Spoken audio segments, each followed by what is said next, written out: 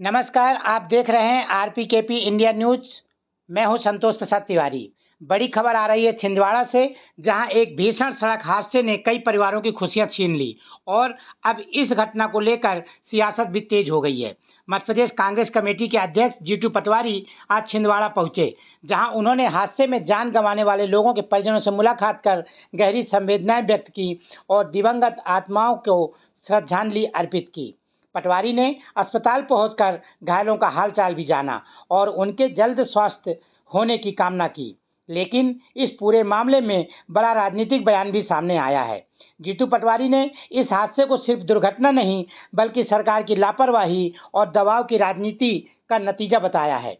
उनका आरोप है कि मुख्यमंत्री के कार्यक्रम में लोगों को डराकर और दबाव बनाकर लाया गया। महिलाओं को रुपए 1500 का प्रलोभन दिया गया और आंगनबाड़ी कार्यकर्ताओं पर संख्या पूरी करने का दबाव डाला गया। पटवारी का दावा है कि इसी जल्दबाजी और अव्यवस्था के कारण यह दर्दनाक हादसा हुआ, जिसमें 10 से ज़्यादा लोगों की मौत हो गई और कई लोग घायल हैं। इतना ही नहीं, उन्होंने यह भी आरोप लगाया कि हादसे के बाद सरकार का रवैया संवेदनहीन रहा और पीड़ित परिवारों को न तो उचित मुआवजा मिला और न ही पर्याप्त राहत।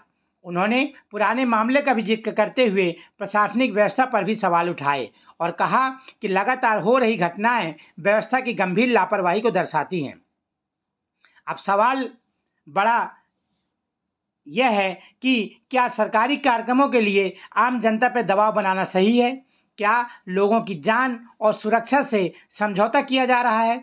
फिलहाल इस हादसे ने न सिर्फ कई परिवारों को गहरे दुख में डाल दिया है, बल्कि प्रदेश की राजनीति को भी गरमा दिया है। आप क्या सोचते हैं इस पूरे मामले पे? कमेंट करके जरूर बताएं। जय हिंद, जय भारत। स्थिति बहुत भयावह है और एक सरकार जो लोगों द्वारा चुनी हुई है, जनप्रतिनिधियों द्वारा, विधायकों द्वारा बना हुआ मुख्यमंत्री और चुनी हुई एक सरकार है, वो कैसे सरकारी हत्याएं करती है उसका उदाहरण फिर एक बार छिंदवाड़ा में मिला। इससे पहले छिंदवाड़ा में 26 बच्चे एक को सिरप से तड़प के मर गए थे। तब आप लोगों की जो भूमिका थी, मैं उसको बहुत साधुवाद देता हूँ। आप दूसरा उदाहरण इसी छिंदवाड़ा में फिर हुआ। 10 लोगों की सरकार ने कैसे हत्या की, ये सर्वविदित है।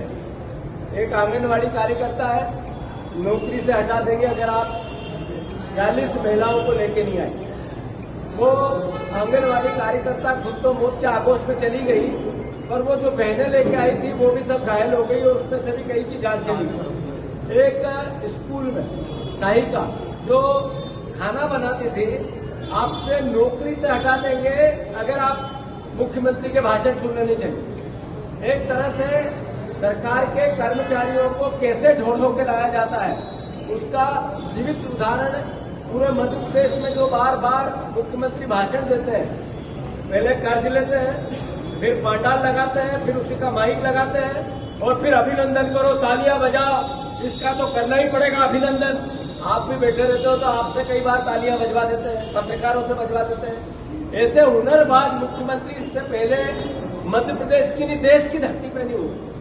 मैं मानता हूं कि एक बहन हमारी, उसकी 17 साल की बेटी, वो 1500 रुपए उसको मिलते थे लाडली बहना के नाम। उसको कहा गया तेरा बंद हो जाएगा अगर तू मुख्यमंत्री के भाषण सुनने नहीं गई थी, और वो बहन भी मौत के आगोश में चली गई। 17 साल की बेटी अब एक तरह से यतीम हो गई। कोई नहीं उसका, न पति, उसकी शादी हुई, न उसका जो कि नाबालिग है, न उसके पिता है, न उसका कोई भाई है, न उसके दादा दादी है, अकेली रह गई। माँ भी थी, वो भी मर गई।